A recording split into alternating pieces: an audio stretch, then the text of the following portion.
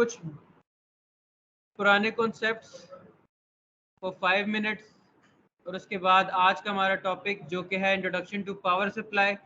क्योंकि आपने पिछली बार ये क्वेश्चन पूछा था कि हमने खाली सर्किट बना लिया और पावर सप्लाई यूज़ नहीं की, उसमें ज़रूरत ही नहीं थी क्योंकि हम खाली क्या फाइंड कर रहे थे, रेजिस्टेंस। ठीक है, तो आज का जो हमारा टॉपिक है वो है basically introduction to power supply and verification of Kirchhoff's voltage law या Kirchhoff's voltage rule. Electric charge क्या होता है ये हम पहले ही पढ़ चुके हैं। चार्ज कॉलम्स में मेजर होता है, वन कॉलम में कितने इलेक्ट्रॉन्स होते हैं हमने यहाँ से ही स्टार्ट किया था। ठीक है, जिसकी वजह से आई थिंक सो कि आपका थोड़ा बहुत इंटरेस्ट डेवलप होना शुरू हुआ था। ठीक है, अभी के लिए चार्ज का यूनिट क्या है, कॉलम्स। ठीक है, अच्छा, और करंट किस में मेजर करते हैं, एम्पेयर्स के अंदर करंट मेजर करते हैं, एम्पेयर्स के अंदर। और ये क्या होता है, charges flowing per unit time. और 1 एम्पेयर कब होता है, जब 1 coulomb of charge per second move करे। और 1 कूलम्ब का क्या मतलब होता है, कितने इलेक्ट्रॉन्स, अगेन वही नंबर जो हमने निकाला था। ठीक है, it was a huge number. अच्छा, फिर हमने देखा था कि इलेक्ट्रिक पोटेंशियल या वोल्टेज क्या होता है, तो वो हमने कहा था कि work done per unit charge होता है, कि वो जो इतने इलेक्ट्रॉन्स पड़े हुए ना उस पे हमने 1 जाउल पर कॉलम फोर्स लगानी है। अब इतना फोर्स लगाने से क्या वो चार्ज मूव करे या ना करे, ये सब्जेक्टिव है। मतलब ये करंट फ्लो किया या ना किया ये अलग बात है, लेकिन हमने फोर्स लगाई तो वोल्टेज हो और करंट ना फ्लो करे, ऐसा हो सकता है। ठीक है, इट इज पॉसिबल कि वोल्टेज है लेकिन वो फ्लो नहीं कर रहा। इसीलिए हमने एक बात कही थी कि हम कैसे मरेंगे, बेशक जितना मर्जी वोल्टेज हो, लेकिन जब तक हमारे अंदर से करंट फ्लो नहीं करेगा हमारी मौत वाकया नहीं होगी। तो इसीलिए उस क्वेश्चन का हमने आंसर किया था कि what kills us, current basically. क्योंकि हमने कहा था कि वोल्टेज जितना मर्जी हो जाए, हम उसके रेजिस्टेंस जितनी बढ़ा दें कि करंट हमारे क्रॉस फ्लो ही ना करे। ठीक है, तो work done per unit charge लग रहा है लेकिन करंट फ्लो ना करे, इट इज पॉसिबल। ठीक है,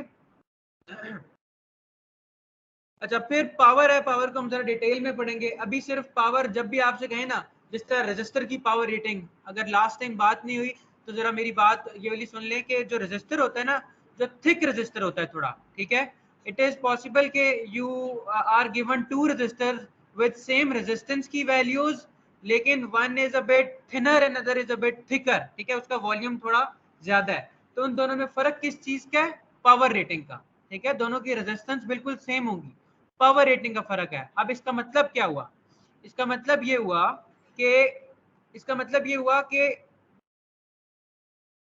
ये शोल्डर प्लीज ना समझ करें। अच्छा, इसका मतलब ये हुआ कि जो थिक वाला रजिस्टर था ना उसकी पावर रेटिंग ज्यादा है, मतलब उसके अंदर से ज्यादा करंट गुजर सकता है, वो हीटअप होके बर्न नहीं होगा। छोटे रजिस्टर की तरह जिसकी रेजिस्टेंस कम थी ना, उसके अंदर जब ज्यादा करंट गुजरने की कोशिश करेगा तो वो क्या हो जाएगा, बर्न।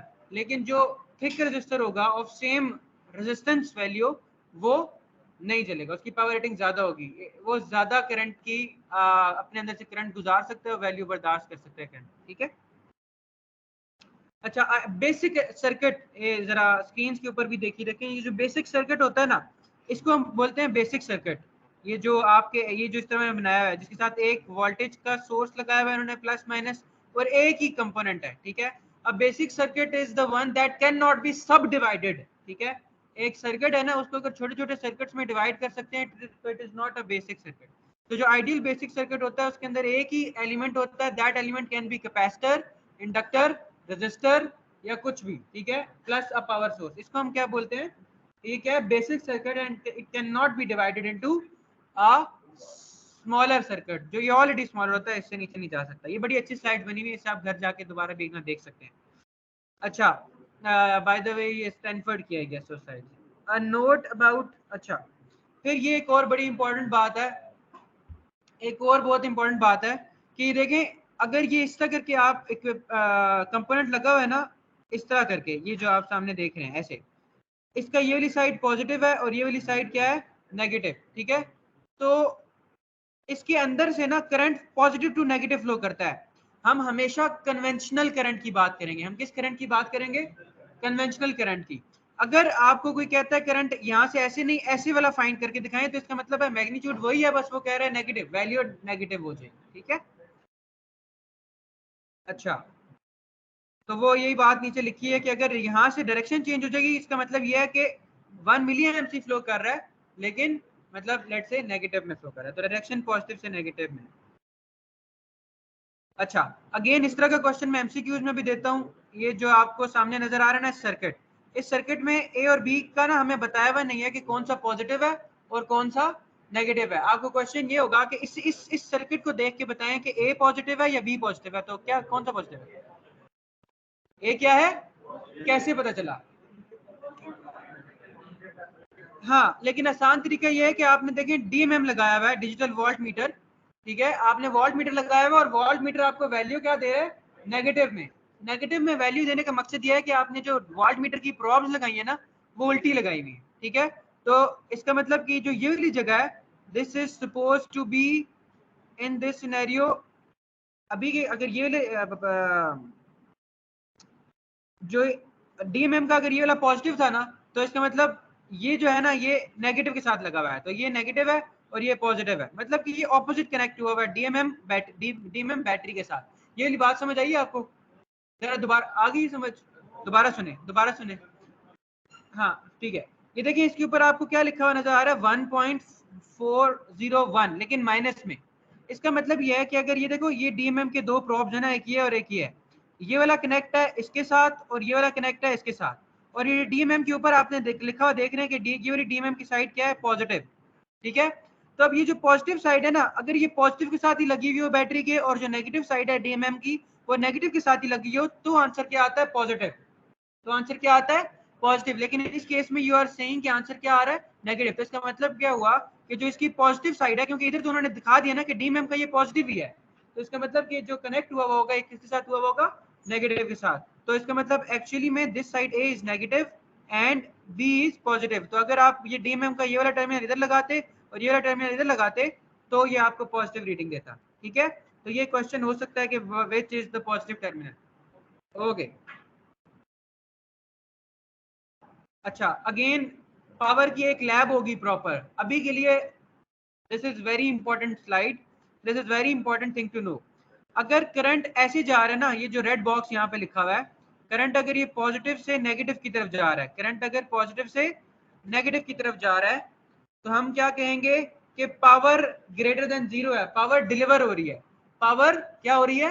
डिलीवर। डिलीवर मतलब कि जो आगे आपने कंपोनेंट लगाया हुआ है ना, वो उस पावर को कंज्यूम कर रहा है, उस पावर को यूज कर रहा है, ठीक है। ये देखें, ये आपका बेसिक इलेक्ट्रिक सर्किट था और पॉजिटिव से नेगेटिव करंट जा रहा है, तो इस केस में हम कहेंगे कि जो पावर है वो क्या हो रही है? डिलीवर हो रही है। लेकिन अगर इसका ऑपोजिट केस सिनेरियो इधर जो इस तरफ लिखा हुआ है, इस केस में उल्टा ये जो कंपोनेंट है ना, ये कंज्यूम नहीं कर रहा, ये किसी तरीके से उल्टा सोर्स की तरफ पावर भेज रहा है, ठीक है। तो इसको हम कहते हैं पावर एब्जॉर्ब हो रही है, दिस कॉल्ड पावर एब्जॉर्प्शन। तो इस पावर एब्जॉर्प्शन को ना हम नेगेटिव साइन के साथ लिखते हैं, ठीक है।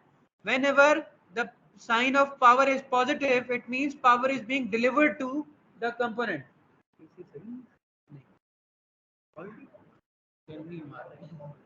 ठीक है। समझ आ रही है? क्या कहा है मैंने? किसी का नाम मुझे भी नहीं याद हुआ, आपका क्या नाम है? तो मैंने भी क्या कहा है, पावर कब पॉजिटिव होती है? हाँ, जब पॉजिटिव टू नेगेटिव करंट जा रहा हो, तो इस केस में हम कहेंगे पावर डिलीवर हो रही है। वो जो कंपोनेंट लगा हुआ है ना, either it is a resistor और अ कैपेसिटर और इंडक्टर, जो भी आपने लगाया हुआ है, वो क्या कर रहा है उस सिचुएशन के अंदर? पावर को एब्जॉर्ब कर रहा है, पावर को एब्जॉर्ब कर रहा है, और जो वोल्टेज एंड वोल्टेज सोर्स है वो डिलीवर कर रहा है पावर को, ठीक है। और जो इसका ऑपोजिट केस है वो यहाँ पे लिखा हुआ है कि नेगेटिव कब होगी। ऐसा होता है ना, क्या कब होता है कि देखो कैपेसिटर फुल चार्ज हो गया, एक साइकिल में कैपेसिटर क्या हो गया? फुल चार्ज हो गया, तो ये पॉसिबल है कि किसी तरह वो बैक फायर करना शुरू हो जाए, वो जो पावर है ना वो उल्टा सोर्स की तरफ भेजना शुरू हो जाए, ठीक है। तो ये जो पॉजिटिव पावर और नेगेटिव पावर का कॉन्सेप्ट है, ये आपने याद रखना है, ठीक है। इसी पॉजिटिव पावर और नेगेटिव पावर के जरिए आप लोगों के जो एक्चुअली में बिल्स आते हैं ना, वो इफेक्ट होते हैं। जो नेगेटिव पावर होती है उसको हम रिएक्टिव पावर बोलते हैं। Again it is another topic जो कि हम पावर वाली लैब में करेंगे, लेकिन अभी के लिए क्या? पॉजिटिव पावर कब? जब डिलीवर होती है। तो जो हम सर्किट किया करेंगे जिसमें हम रेजिस्टर्स यूज करेंगे, वो मेनली किस किस्म की पावर है? पॉजिटिव पावर, जिसके अंदर पावर डिलीवर हो रही है। अच्छा, फिर उसके बाद हाँ, again a very very very important thing to note कि जो 5 आइडियल बेसिक सर्किट एलिमेंट्स है ना, वो वोल्टेज सोर्स हो सकता है, करंट सोर्स हो सकता है, रेजिस्टर हो सकता है, इंडक्टर हो सकता है और कैपेसिटर हो सकता है। एक्सेप्ट इंडक्टर हम बाकी चारों की चारों चीजें यूज करेंगे, अलग अलग हो सकते हैं। एक करंट सोर्स डिफरेंट है, करंट सोर्स कहते हैं जो कांस्टेंट करंट आपको दे रहा हो, जिस तरह 2 एम्पियर्स का करंट सोर्स। और जो वोल्टेज सोर्स होता है वो कांस्टेंट वोल्टेज सोर्स होता है, वो आपको हर वक्त 5 रेट से 5 वोल्ट है ना, तो वो आपको हर वक्त कितने दे रहा होगा, 5 वोल्ट। तो कांस्टेंट वोल्टेज सोर्स का मतलब यह है कि वो कांस्टेंट वोल्टेज अपने आप को ना, वो करंट को ऊपर नीचे कर सकता है, ठीक है, वो करंट पे कॉम्प्रोमाइज कर सकता है लेकिन वोल्टेज पे कॉम्प्रोमाइज नहीं कर सकता। वो क्या होता है, वोल्टेज सोर्स। और जो करंट सोर्स है वो करंट कांस्टेंट करंट दे रहा होता है, 2 ampere means 2 ampere, 1 ampere mean 1 ampere, वो कांस्टेंटली 1 एम्पियर डिलीवर कर रहा होता है। अच्छा, अगेन इससे ज्यादा इंपॉर्टेंट चीज है एक्टिव एलिमेंट और पैसिव एलिमेंट। एक्टिव एलिमेंट है is capable of generating electrical energy, इसके अलावा भी डेफिनेशन आएंगी, लेकिन एक्टिव एलिमेंट क्या होता है, जो capable of generating electrical energy हो। और जो पैसिव एलिमेंट होते हैं वो इनकैपेबल ऑफ जनरेटिंग होते हैं, वो एब्जॉर्ब करते हैं। पैसिव एलिमेंट क्या करते हैं, पावर को एब्जॉर्ब या कंज्यूम करते हैं। अच्छा, अब मैंने यहाँ पे वर्ड इस्तेमाल किया एब्जॉर्ब का, आपका क्या नाम है विद ग्लासेस? हाँ, क्या कैपेसिटर पावर को स्टोर करता है? कैपेसिटर वोल्टेज को स्टोर करता है ना, हमने ये कैपेसिटर का एक ही काम था कि capacitor stores charge, capacitor stores voltage. तो हमने जब एब्जॉर्ब करना कह दिया ना, तो कैपेसिटर भी पैसिव एलिमेंट हो गया। ये इंपॉर्टेंट चीज है कि हमारे माइंड में सही आएगा कि कैपेसिटर तो हो सकता है चार्ज करता है, तो वो तो वापस डिस्चार्ज भी तो होता है, लेकिन वो अपनी एनर्जी नहीं जनरेट करता। वो जो एनर्जी सेव करेंगे हम उसके अंदर, वो वही एनर्जी वही एनर्जी वापस डिस्चार्ज करता है, ठीक है। तो कैपेसिटर भी इस डेफिनेशन के मुताबिक क्या है, पैसिव एलिमेंट, ठीक है। पैसिव एलिमेंट वो होते हैं जो incapable of generating electrical energy होते हैं, और एक्टिव एलिमेंट वो होते हैं जो जनरेट कर रहे होते हैं। अच्छा, जनरेट की जगह पे मैनिपुलेट भी लिख सकते हैं हम। और यहाँ पे एक वर्ड आप लिखेंगे ट्रांजिस्टर, इसको नोट करें। ट्रांजिस्टर भी एक्टिव एलिमेंट है। अब ट्रांजिस्टर जनरेट नहीं करता, लेकिन ट्रांजिस्टर मैनिपुलेट करता है, कम ज्यादा करता है। वोल्टेज अगर छोटा सिग्नल आ रहा है तो वोल्टेज को एक्सपेंड कर सकते हैं। जो ट्रांजिस्टर है ना वो एक्टिव है, ठीक है। हाँ, उसकी अपनी एनर्जी नहीं होती, ठीक है। लेकिन ट्रांजिस्टर आपने, बूफर्स क्या होते हैं, एम्पलीफायर्स क्या होते हैं, थोड़ा सा सिग्नल मिला और उसको एम्पलीफाई कर दिया। इस प्रॉपर्टी की वजह से ना हम उसको एक्टिव के अंदर काउंट करते हैं। इसलिए जनरेटिंग भी लिखे साथ मैनिपुलेटिंग भी लिखे, ताकि नहीं, ट्रांसफार्मर नहीं होता। ट्रांसफार्मर में आपको बताता हूँ क्यों नहीं होता, क्योंकि ट्रांसफार्मर पावर को सेम रखता है, जो उसकी इनपुट पावर है वही उसकी आउटपुट पावर होगी। अभी के लिए it is not a active element. Transistor याद रखना है कि वो एक्टिव एलिमेंट है, मैंने इसलिए आपको बता दिया कि वो जरा समझता इंसान यही है कि वो पैसिव होगा, लेकिन वो क्या है, एक्टिव, ठीक है। इसको याद रखें। ट्रांसफार्मर क्यों नहीं है, इसको संभाल के रखें। इस क्वेश्चन को मैं आपको आंसर करूंगा आगे, इसी तरह की चीजें हमने पढ़ी। कैपेसिटर भी पैसिव है, कैपेसिटर तो पैसिव। देखिए, जो जो चीज आपकी कंफ्यूजन क्रिएट कर सकती थी ना, मैंने वो आपको बता दिया कि कैपेसिटर आपके मुताबिक कैपेसिटर क्या हो सकता था, क्योंकि वो जनरेट कर सकता है, आप लोग ऐसा सोचते, तो आप उसको एक्टिव में काउंट करने की कोशिश करते, लेकिन मैंने इसी वजह से आपको ये बता दिया था कि आप नोट रखें। कैपेसिटर पैसिव है, क्यों? क्योंकि वो अपनी एनर्जी जनरेट नहीं करता, वो जो स्टोर हुई हुई होती है एनर्जी वही। और जो ट्रांजिस्टर है वो इंसान को ऐसा लगता है कि अपनी जनरेट नहीं करता, लेकिन क्योंकि वो मैनिपुलेट कर सकता है एम्पलीफायर्स की फॉर्म में, बूफर्स की फॉर्म में, तो हम उसको एक्टिव में काउंट करते हैं, ठीक है। ये सिर्फ वो चीजें जो थोड़ी कंफ्यूजिंग थी, बाकी इसी अकॉर्डिंग, इसी डेफिनेशन के अकॉर्डिंग नहीं होता। इसीलिए मैं कह रहा हूँ कि कंफ्यूजिंग चीज थी, ये सेपरेट, वो कहते हैं ना आउट ऑफ मतलब डेफिनेशन पर पूरा नहीं उतरती, बट है ये exceptional cases. Exactly. Okay, next. अच्छा, इलेक्ट्रिक सोर्सेज हम यूजुअली बैटरी के ऊपर ही जाएंगे, जो हम पावर सप्लाई के ऊपर जाएंगे। ये जो पावर सप्लाई आपके पास पड़ी हुई है ना, डीसी पावर सप्लाई, आज हम इसको पढ़ेंगे भी, और इससे हम एक्सपेरिमेंट भी करेंगे, किरचॉफ वोल्टेज लॉ भी वेरीफाई करेंगे, ठीक है। अच्छा, अच्छा हाँ, डिपेंडेंट और इंडिपेंडेंट सोर्सेज कौन से होते हैं, शक्ल से फिलहाल आपने याद रखना है। ये जो सर्कुलर है ना, जिस पे जो सर्कुलर सिंबल होता है, this is independent voltage source. इनका वोल्टेज किसी और पे डिपेंड नहीं कर रहा होता। इसका 5 वोल्ट का मतलब 5 वोल्ट ही है। लेकिन ये जो इस तरह के हैं, जो स्क्वायर से रिप्रेजेंट होते हैं, ये डिपेंडेंट वोल्टेज सोर्सेज है। इन्हें डिपेंडेंट वोल्टेज सोर्सेज क्यों बोलते हैं? क्योंकि इनका वोल्टेज सोर्स किसी और सर्किट के अंदर किसी और चीज पे डिपेंड कर सकता है। अब वो कोई और चीज क्या हो सकती है? कैपेसिटर फॉर एग्जांपल, एक वक्त में वो चार्ज हो रहा है, अगले वक्त में लेट से वो डिस्चार्ज हो रहा हो, तो उस वक्त वो जो वोल्टेज सोर्स है ना उसकी वोल्टेज डिफरेंट होती है। इंडक्टर भी क्या करता है, इंडक्टर भी क्या करता है, वोल्टेज करंट को स्टोर करने की कोशिश करता है। जो कैपेसिटर है voltage in the form of voltage store करता है और inductor in the form of current store करता है। ठीक है, या इसको और आसान अल्फाज में बोला जाए तो कैपेसिटर जो है ना, कैपेसिटर,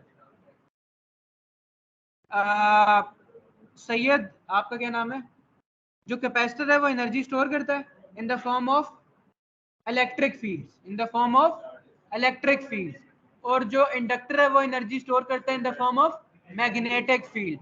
ये छोटी छोटी बातें हैं, लेकिन ये छोटे छोटे एमसीक्यूज हैं, और ये ऐसे एमसीक्यूज हैं जो आपके जॉब इंटरव्यूज तक जान नहीं छोड़ेंगे। ठीक है, ये बेसिक इलेक्ट्रिकल है जो आपको पता होना चाहिए। अच्छा, तो खैर इधर आपने सिंबल्स देख लिए हैं, और ये किस तरह किसी और चीज पे डिपेंड कर रहे होते हैं। अगर लेट से कोई वोल्टेज सोर्स आ गया, कोई और वोल्टेज सोर्स हो गया, कोई और कैपेसिटर हो गया, तो इस तरह के कोई ऐसे एलिमेंट्स आ जाए ना, तो वो बैटरी के वोल्टेज पर डिपेंड कर रहे होते हैं, जिसकी वजह से बैटरी जो होती है फिर वो इंडिपेंडेंट नहीं रहती, वो डिपेंडेंट वोल्टेज सोर्स बन जाती है।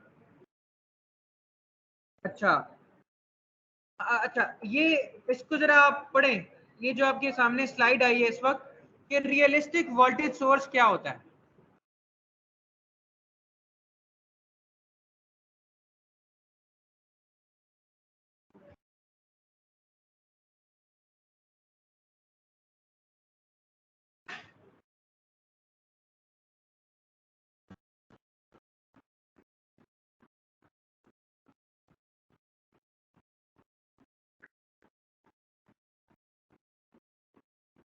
पढ़ लिया, ये बहुत इंपॉर्टेंट डेफिनेशन है जो हम यूज करेंगे ना। रियलिस्टिक वोल्टेज सोर्स हम कहेंगे तो उसे कांस्टेंट वोल्टेज, लेकिन वो कांस्टेंट वोल्टेज नहीं होता।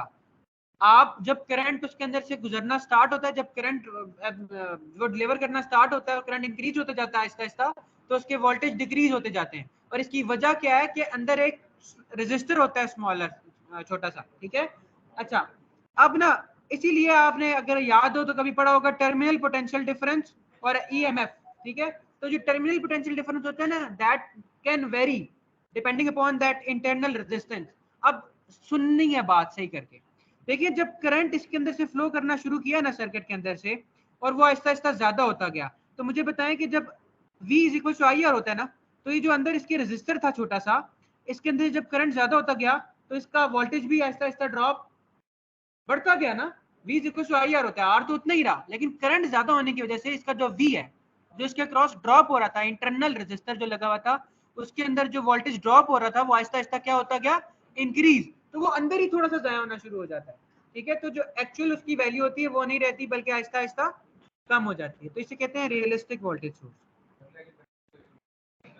हाँ, जो हमारे पास वोल्टेज है ना, जो हमारे पास वोल्टेज सोर्स पड़ा हुआ है, इसका मैक्सिमम करंट है 3 एम्पेयर। ठीक है, इसका मैक्सिमम कितना एम्पेयर विड्रॉ कर सकते हैं इसके अंदर से, 3 एम्पेयर। हर की एक करंट लिमिट होती है जी। करंट वाली बात, करंट वाली बात, ये जो करंट, अच्छा, जो हमारे पास वोल्टेज सोर्सेज पड़े हुए हैं ना यहाँ पे, डीसी पावर सप्लाई, इसकी करंट लिमिट है 3 एम्पेयर। वो भी मैंने पिक्चर लिया है इसकी, वो प्रेजेंटेशन में आएगी, फिर मैं उसी चीज को एक्सप्लेन करूंगा वहां पर भी। ठीक है, तो जो हमारे पास पावर सप्लाईज पड़े हैं इसकी मैक्सिमम करंट रेटिंग कितनी है, 3 एम्पेयर। 3 एम्पेयर से कम रह सकते हैं, इससे ज्यादा नहीं जा सकते। ठीक है, रेजिस्टेंस हम ऑलरेडी पढ़ चुके हैं तो आई एम स्किपिंग इट। अच्छा, ये भी हम ऑलरेडी पढ़ चुके हैं, बट यू शुड नो कि जो करंट इंक्रीज होता है तो उसकी रेजिस्टेंस कम हो जाती है। करंट का डायमीटर इंक्रीज करने से उसकी रेजिस्टेंस कम हो जाती है। और करंट की, और जो वायर वायर ऑब्वियसली वायर का जब डायमीटर इंक्रीज होता है तो उसकी रेजिस्टेंस कम हो जाती है, और जब उसकी लेंथ इंक्रीज होती है तो उसकी रेजिस्टेंस बढ़ जाती है। ठीक है, अच्छा, रेजिस्टिविटी का आपको कोई कॉन्सेप्ट है? रेजिस्टिविटी ना, रेजिस्टिविटी एक स्टैंडर्ड है। अगर आपको किसी चीज की रेजिस्टिविटी पता चल जाए ना, तो आप उसकी की पूरी कंडक्टर की लेंथ जितनी है ना उसकी आप रेजिस्टेंस निकाल सकते हो। रेजिस्टिविटी होती है resistance of 1 metre cube of a conductor. ठीक है, या एनीथिंग। रेजिस्टिविटी क्या है, resistance of 1 metre cube of a conductor या रेजिस्टर, किसी भी बात करें। तो देखिए जब आपको रेजिस्टिविटी पता चल गई है, मतलब कि आपको 1 मीटर क्यूब की रेजिस्टेंस पता चल गया है और आपको एक लेट से 1000 मीटर क्यूब की चीज दी जाती है, तो आप उसको फाइंड कर लेंगे ना, कर लेंगे ना। तो इसलिए रेजिस्टिविटी है ना एक स्टैंडर्ड है। रेजिस्टिविटी यूजुअली आप देखा करेंगे वायर्स के ऊपर लिखी हुई इस चीज की, क्योंकि रेजिस्टेंस तो वेरी कर सकती है डिपेंडिंग अपॉन लेंथ, ठीक है। रेजिस्टिविटी आपको पता होनी चाहिए। ये बात समझ आ गई आपको सबको? अच्छा नेक्स्ट। अच्छा कंडक्टेंस के बारे में बस इतना पता हो कि conductance is the opposite of resistance. अगर आपको रेजिस्टेंस पता है, कंडक्टेंस निकालनी है, तो आप क्या करेंगे? 1/R। और रेजिस्टिविटी का यूनिट क्या है? सॉरी, रेजिस्टेंस कंडक्टेंस का यूनिट क्या है? साइमंस या महू, ठीक है। ओहम्स और महूज, ठीक है, या सीमंस या साइमंस, जो भी आप इसे पढ़े। नेक्स्ट। अच्छा आपका सलमान नाम है ना? सलमान मुझे बताएं शॉर्ट सर्किट कब बोलेंगे हम? जब रेजिस्टेंस क्या हो? बिटवीन 2 पॉइंट्स 0, शॉर्ट सर्किट, ठीक है। शॉर्ट सर्किट मतलब ये होता है कि आइडियली नहीं, मतलब मे भी कुछ रेजिस्टेंस हो, लेकिन हम ये कहते हैं कि आइडियली वो 0 है, रियल में आपकी कुछ ना कुछ वहां पे रेजिस्टेंस हो। और ओपन सर्किट क्या होता है? आपका क्या नाम है? ओपन सर्किट क्या होता है? Infinite resistance between the two terminals. Open circuit क्या होता है? Infinite resistance between the two terminals, ठीक है। अच्छा अगेन ये आपने पढ़ लिया है गैस, सो अपनी थ्योरी की क्लास में नोड्स और लूप का आपको कॉन्सेप्ट है ना, नोड लूप्स एंड ब्रांचेस, ठीक है। अच्छा नोड का मैं बताता हूँ कि नोड का मैं आपको बताता हूँ। ये देखिए इधर मैं एक सर्किट बना रहा हूँ,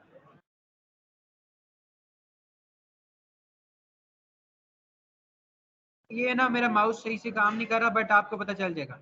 अच्छा आप इधर देखें, लूप तो ऑब्वियस है, ठीक है। लूप तो एक करंट का पाथ होता है जो रिटर्न तक वापस जाए, ठीक है। जो नोड है ना यार, अच्छा जो नोड है वो ये है, जो जहां पे दो या दो से ज्यादा इलेक्ट्रिकल कंपोनेंट्स आपस में मीट कर रहे होते हैं। जिस तरह ये एक रेजिस्टर ऊपर लगाया था मैंने और एक रेजिस्टर नीचे लगाया था, और ये यहाँ इधर मिल रहे हैं इस जगह के ऊपर, ठीक है। अगर यहाँ पे लेट्स से कोई तीसरा भी होता, फॉर एग्जांपल ये माउस सही से ऑपरेट नहीं कर रहा, ठीक है, लेकिन होपफुली आपको पता चल रहा होगा। नोड में बोर्ड में भी समझा दूंगा, ठीक है, लेकिन अभी आपने ये याद रखना है। ये जस्ट मैं खत्म करता हूँ जल्दी से, फिर उसके बाद में नोड पे आता हूँ। नोड होता है जहां पे दो या दो से ज्यादा इलेक्ट्रिकल कंपोनेंट्स आपस में कनेक्ट हो रहे हो। इस तरह के ये जो यहाँ पे मैं लेट्स इसका चेंज करने दो कलर कैसे चेंज, चलो मैं बोर्ड पे भी समझा दूंगा। लेकिन अभी देखो अगर एक रजिस्टर ये ऊपर था, एक रजिस्टर यहाँ पे था और एक रजिस्टर यहाँ इधर था, तो ये जो सेंटर पॉइंट बन रहा है ना, जहाँ पे तीनों का एक एक तार मिल रही है, एक एक वायर जहाँ पे कनेक्ट हो रही है, इसको हम क्या बोलेंगे? नोड, ठीक है। ओके, तो हमारा आज का टॉपिक है किरचॉफ्स लॉस को वेरीफाई करना, और उसमें से कौन सा हमने कौन सा आज वेरीफाई करना है? किरचॉफ्स वोल्टेज लॉ, ठीक है। अच्छा वोल्टेज लॉ कहता क्या है, पहले ये सुन लें।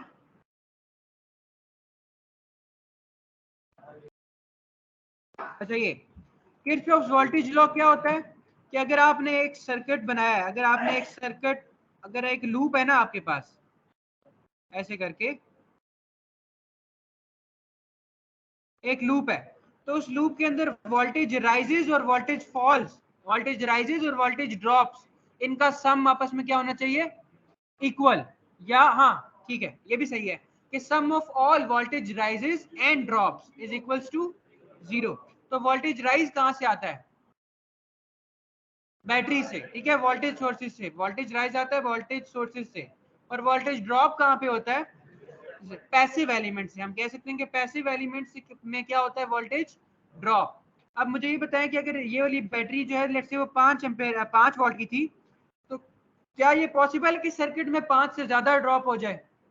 नहीं आएगा। 5 है तो 5 ही ड्रॉप होगा। तो हम इसे ये कहेंगे कि जो 5 राइज है it should be equal to 5 drop.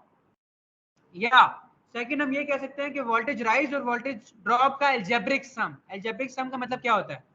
6 science consider किए जाते हैं उसके अंदर, कि राइज को पॉजिटिव लिया जाता है और ड्रॉप्स को नेगेटिव लिया जाता है। तो एल्जेब्रिक सम क्या होगा?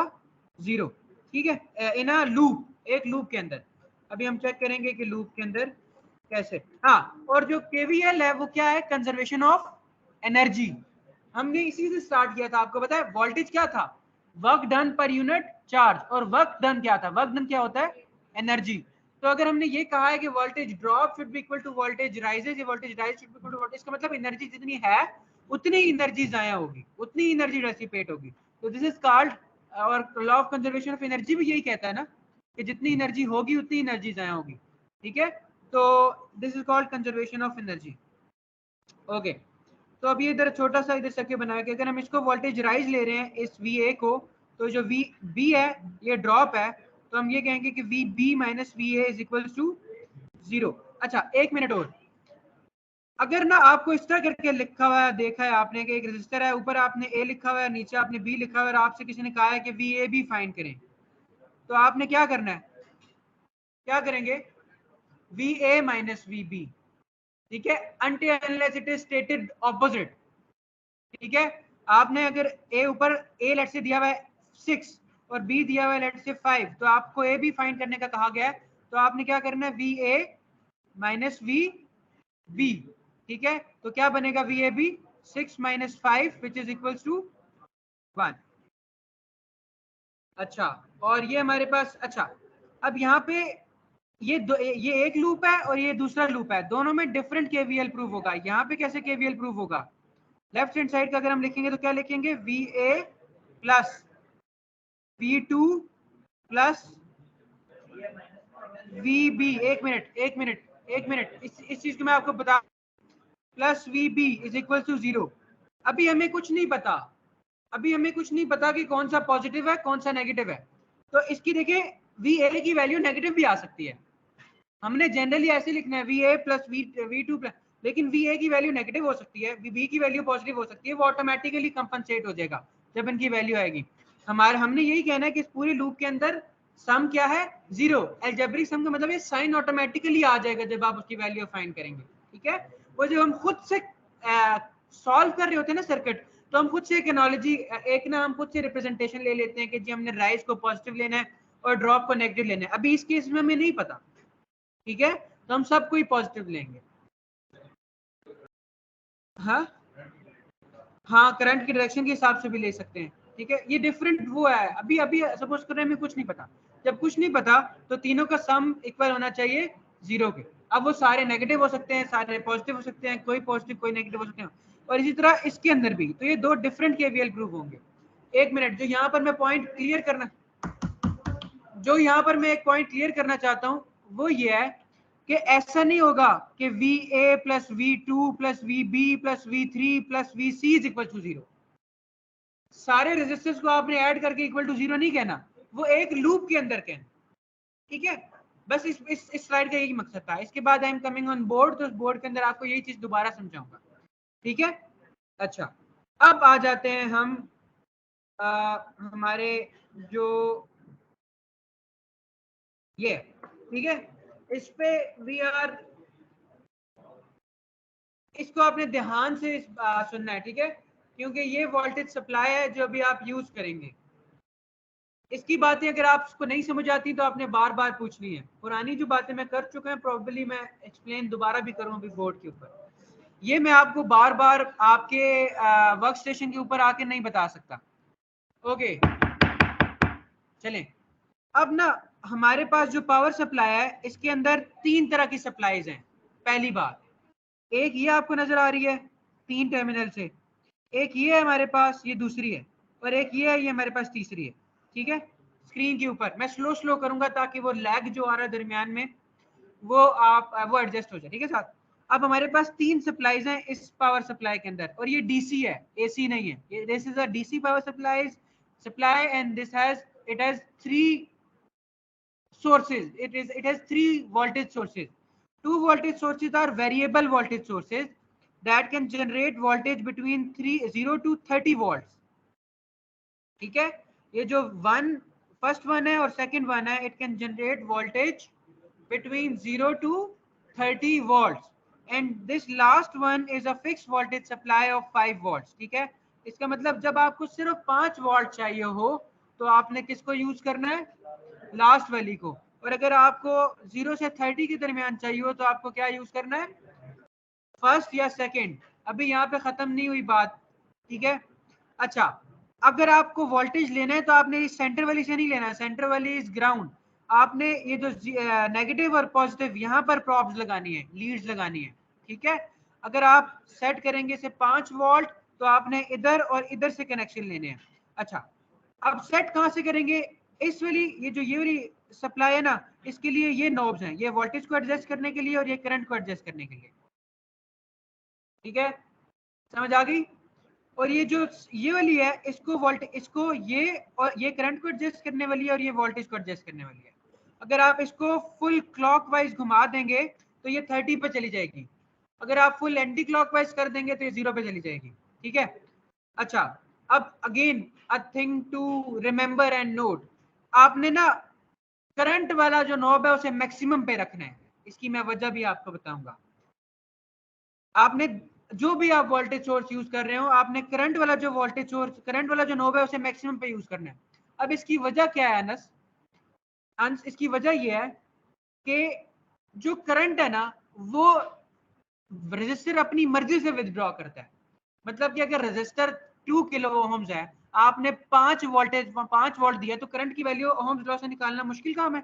नहीं, उससे ज्यादा वो कभी अपने अंदर से अपने थ्रू करंट गुजारेगा ही नहीं, कोशिश ही नहीं करेगा। तो हम करंट को लिमिट ना भी करें तो करंट उतना ही गुजरना है जितना कंपोनेंट चाहेगा, ठीक है। तो इसलिए हम करंट को ना कम नहीं रखते, करंट को आप मैक्सिमम पे छोड़ देते हो, 3 एम्प्स जो कि मैक्सिमम है। अब जो चाहेगा 3 एम्प्स यूज करना वो 3 एम्प्स यूज कर ले, जो नहीं चाहेगा वो कभी भी 3 एम्प्स यूज नहीं कर सकता, क्योंकि उसकी अपनी एक रेजिस्टेंस है, ठीक है। जो उस रेजिस्टेंस से V = IR से निकलेगा ना आंसर, I की वैल्यू, उसने उतना ही उसके अंदर से फ्लो करना है, ठीक है। तो this is the reason why your current knob should be at maximum, fully clockwise, ठीक है। अच्छा, ये बात याद रहेगी, ये मैं रिकॉर्ड भी इसीलिए कर रहा हूँ, ठीक है, ताकि मैं अपने चैनल पे अपलोड करूँ और आप मुझे वहां पे जाके व्यूज दें। अच्छा, तो अब उसके बाद आ जाता है ये ऊपर एक नॉब देख रहे हैं, ये नॉब नहीं है, this is the slider button, ठीक है, एम्प्स और वोल्टेज का। इसको अगर आप एम्प्स पे कर देंगे ना तो आपको जो डिस्प्ले आ रहा है वो करंट का आएगा, बस, इससे और कुछ नहीं फर्क पड़ रहा। इसको अगर आप एम्प्स पे कर देते हैं तो जो डिस्प्ले आ रहा होगा वो करंट जितना डिलीवर हो रहा है ना उसका आ रहा होगा। अगर आप इसे वोल्टेज पे कर रहे हैं तो जो डिस्प्ले आ रहा होगा, ठीक है, जो डिस्प्ले आ रहा होगा सिर्फ, इससे और कुछ नहीं, वोल्टेज की प्रॉपर्टीज पे कोई फर्क नहीं पड़ेगा। जो डिस्प्ले आएगा वो किस चीज का आएगा? वोल्टेज का। तो इधर वाला जो बटन है वो इस सप्लाई के लिए, जो दूसरा वाला बटन है वो इस सप्लाई के लिए। ये वाली भी बात याद रहेगी सबको। दोबारा बता रहा हूँ कि ये जो ऊपर स्लाइडर है ना, ये जो बटन है, अगर आप इसको वोल्टेज पे रखेंगे तो जो यहाँ पर डिस्प्ले आ रहा है इस जगह के ऊपर, ठीक है, वो आएगा वोल्टेज का, कि कितने वोल्टेज पे आपने सेट किया हुआ है या कितना वोल्टेज डिलीवर हो रहा है। अगर आप इसे करंट पे कर देंगे, यहाँ से यहाँ एम्प्स पे कर देंगे, तो उसी वोल्टेज पे जितना करंट डिलीवर हो रहा है उसकी बस आपको यहाँ पे रीडिंग आएगी, यहाँ जो सामने आपको स्क्रीन नजर आ रही है ना इसके ऊपर। अच्छा, समझ आ गई आपको जिसने पूछा था? अच्छा, अब आखिरी एंड मोस्ट इंपॉर्टेंट चीज वो है ये जो दरमियान में आपको 2 बटन नजर आ रहे हैं, ये, ठीक है। आपने ये मेक श्योर करना है कि ये दोनों जो है ना वो पुल अप हो, मतलब इसको अगर आप प्रेस करेंगे ना दोनों आउटवर्ड्स होने चाहिए, ठीक है। This way your 2 batteries are working independently of each other, ठीक है। ये दोनों देख रहे हैं ऊपर लिखा हुआ भी है, अगर एक प्रेस्ड है और दूसरा रिलैक्स्ड है या पुल अप है तो इसका मतलब है दोनों जो बैटरीज हैं वो किस में लगी हुई है? सीरीज में, ठीक है। और सीरीज में कैसे वोल्टेज सोर्स, वोल्टेजेस क्या होते हैं सीरीज में? ऐड, ठीक है। ये this is too much information to grab in a single lab, but आपने लिखते जाना ये वाली चीजें ताकि आप इसका रट्टा मारी रखें, जब तक आप इसको याद नहीं कर सकते, याद नहीं हो जाती आपको सही से। अच्छा, और अगर दोनों प्रेस्ड है तो इसका मतलब क्या है कि दोनों किस तरह? पैरेलल में, और पैरेलल में वोल्टेज उतना ही रहता है लेकिन करंट डबल हो जाता है। इसका मतलब क्या हुआ कि 3 एम्पेयर यहां से आ रहे थे, 3 एम्पेयर यहां से आ रहे थे, दोनों को आपने 10 वोल्ट पे सेट किया तो अब ये 10 वोल्ट और 6 एम्प्स की बैटरी बना लिया।